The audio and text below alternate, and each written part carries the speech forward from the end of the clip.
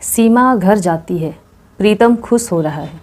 इन दोनों सेंटेंसों का मुझे मीनिंग भी पता है, स्पेलिंग भी आती है, लेकिन इसे सेट कैसे करूं? किधर सीमा की स्पेलिंग लिखूं, किसी कहाँ पे घर की स्पेलिंग लिखूं, जाती है और प्रीतम, इन सब की स्पेलिंग कहाँ लिखूं, कैसे सेट करूं, ये सब सेट करना हम सीखेंगे स्ट्रक्चर ऑफ सेंटेंस में। तो hello everyone, welcome to my channel and welcome to my English classes. आज हम सीखेंगे स्ट्रक्चर ऑफ सेंटेंस। सेंटेंस को बनाने के लिए वर्ड मीनिंग के साथ साथ उसके स्ट्रक्चर का, उसके बनावट का पता होना बहुत ज़रूरी होता है।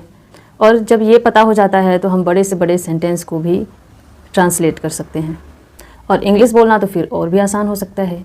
तो आइए हम जानते हैं स्ट्रक्चर ऑफ सेंटेंस क्या होता है। सब्जेक्ट, वर्ब प्लस ऑब्जेक्ट, ये तीनों मिलकर एक सेंटेंस, एक वाक्य का काम करते हैं। सब्जेक्ट मिस होता है कर्ता, वर्ब मिस होता है क्रिया, और ऑब्जेक्ट मिस होता है कर्म। सब्जेक्ट वो होता है जो कर रहा होता है या जिसके बारे में बात चल रही होती है। क्रिया वो होता है जो काम होता है, और कर्म वो होता है जो भी काम हो रहा है उसके नाम को कर्म कहते हैं। सबसे पहले है सब्जेक्ट यानी कि कर्ता। The subject is the noun और pronoun that performs the action. वह संज्ञा या सर्वनाम जो किसी कार्य को कर रहे होते हैं या उनके विषय में बताया गया होता है। एक सब्जेक्ट सिंगुलर नाउन या प्लूरल नाउन या सिंगुलर प्रोनाउन या प्लूरल प्रोनाउन, इन दोनों चारों में से कुछ भी हो सकता है।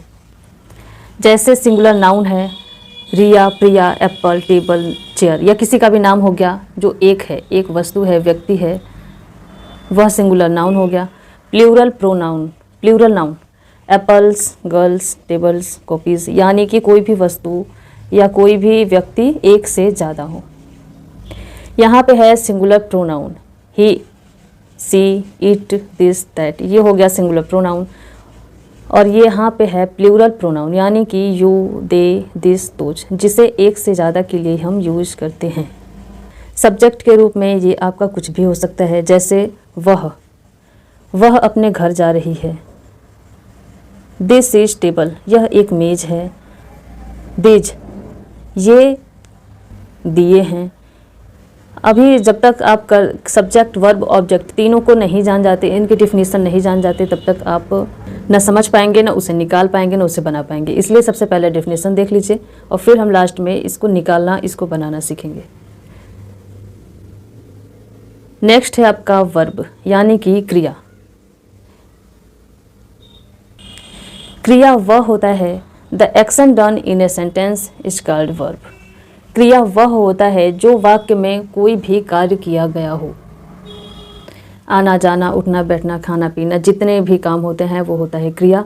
लेकिन क्रिया में भी दो भाग होते हैं, दो पार्ट्स होते हैं, हेल्पिंग वर्ब और मीन वर्ब। इसे भी जानना जरूरी है।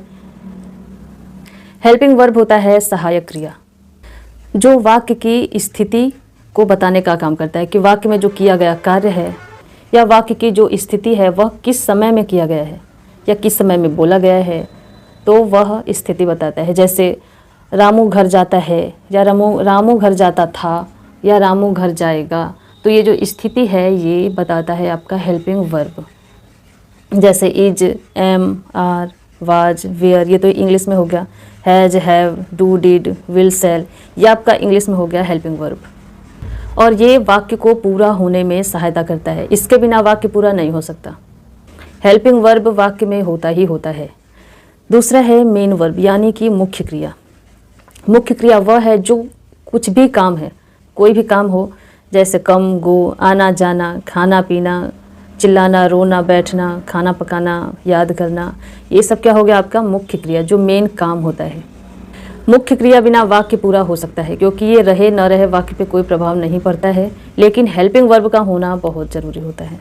नेक्स्ट है आपका object. Receives the action described by the verb. जो काम होता है, सिर्फ काम करना, ये तो एक क्रिया है, लेकिन जो काम का नाम है वो होता है ऑब्जेक्ट। सब्जेक्ट और वर्ब दोनों को मिला के क्वेश्चन करने पे आपका ऑब्जेक्ट निकलता है। ऑब्जेक्ट के रूप में भी आपका सिंगुलर या प्लूरल नाउन दोनों हो सकते हैं, जो हमने सब्जेक्ट में पढ़ा, और सिंगुलर या प्लूरल प्रोनाउन ये दोनों ही हो सकते हैं। यहाँ भी कुछ भी हो सकता है। कभी कभी ऑब्जेक्ट भी सेंटेंस में नहीं होता है, इसके बिना भी वाक्य पूरा हो सकता है। और अब हम जानेंगे कि वाक्य में सब्जेक्ट, वर्ब, ऑब्जेक्ट इन तीनों को खोज के निकाले कैसे और सेट कैसे करें। ये है आपका मेन पॉइंट। वाक्य में हम सबसे पहले लिखेंगे सब्जेक्ट, फिर वर्ब लिखेंगे, फिर ऑब्जेक्ट का प्रयोग करेंगे। वर्ब में पहले हम हेल्पिंग वर्ब का यूज करेंगे, फिर मेन वर्ब का यूज करेंगे, फिर उसके बाद ऑब्जेक्ट का यूज करेंगे। अब हम इन तीनों को खोजेंगे कैसे उसी वाक्य में। ये आपका कुछ नियम है, इसी के हिसाब से हम खोज के निकालेंगे। पहला है प्रीतम विद्यालय जाता है। वाक्य का सबसे पहले हम हेल्पिंग वर्ब निकालेंगे। यहाँ पे हेल्पिंग वर्ब है, क्योंकि हेल्पिंग वर्ब निकालने से हमें सब्जेक्ट का पता चलेगा। यहाँ आप है से क्वेश्चन करेंगे कौन जाता है या कौन जाता है, तो आपका सब्जेक्ट निकल के आएगा प्रीतम, यानी कि ये आपका सब्जेक्ट निकल जाएगा। सब्जेक्ट हमारा निकल गया। अब हमें निकालना है वर्ब, और उससे भी पहले हम निकालेंगे हेल्पिंग वर्ब, फिर मेन वर्ब। तो हेल्पिंग वर्ब हमारा क्या होता है हूँ, था, थे, थी, या जाऊँगा, गेगी, ये सब हमारा हेल्पिंग वर्ब होता है। तो इसे हम निकालेंगे। हमारा हेल्पिंग वर्ब है, तो इसकी स्पेलिंग हम लिखेंगे। ये सिंपल सेंटेंस है, जाता है, तो यहाँ पे सिर्फ एस या ईएस लगता है। अब हम मेन वर्ब निकालने के लिए सब्जेक्ट से क्वेश्चन करेंगे कि जो सब्जेक्ट है वो क्या कर रहा है या क्या करता है। प्रीतम जाता है, यानी प्रीतम क्या करता है, तो निकल के आएगा आपका प्रीतम जाता है। ये आपका हो जाएगा मेन वर्ब। आपका सब्जेक्ट भी निकल गया, हेल्पिंग वर्ब निकल गया, मेन वर्ब निकल गया। अब आप सब्जेक्ट और helping verb, main verb in तीनों को जोड़ के क्वेश्चन करेंगे। वह जाता है, वह जाता तो है पर कहाँ जाता है, तो आपका निकल के आएगा विद्यालय जाता है। ये आपका हो जाएगा ऑब्जेक्ट। ये आपका हो जाएगा प्रीतम सब्जेक्ट, है आपका हो जाएगा हेल्पिंग वर्ब, जाना आपका हो जाएगा मेन वर्ब, और विद्यालय हो जाएगा आपका ऑब्जेक्ट। ऐसे ही आप हेल्पिंग वर्ब से क्वेश्चन करेंगे क्या है या कौन है, कौन, तो आपका निकल के आ जाएगा सब्जेक्ट। सब्जेक्ट से क्वेश्चन करेंगे कि क्या कर रहा है या क्या हो रहा है, तो यहाँ पे आपका निकल के आ जाएगा वर्ब, यानी कि main verb. Subject plus verb in दोनों को मिला के क्वेश्चन करेंगे, वह कर रहा है पर क्या कर रहा है, जो काम निकल के आता है वो आपका हो जाएगा ऑब्जेक्ट। निकालने भी आ गया, हमें सेट करने भी आ गया। पहले सब्जेक्ट लिखेंगे, फिर हेल्पिंग वर्ब, फिर मेन वर्ब प्लस ऑब्जेक्ट। इस तरह हमें सेंटेंस को बनाना है। सीमा आम खा रही है। वर्ब से क्वेश्चन करेंगे कौन खा रहा है, यानी कि सीमा। सब्जेक्ट निकल गया, सब्जेक्ट आपका सीमा हो जाएगा। अब सब्जेक्ट से क्वेश्चन करेंगे सीमा क्या कर रही है। सीमा क्या कर रही है, खा रही है।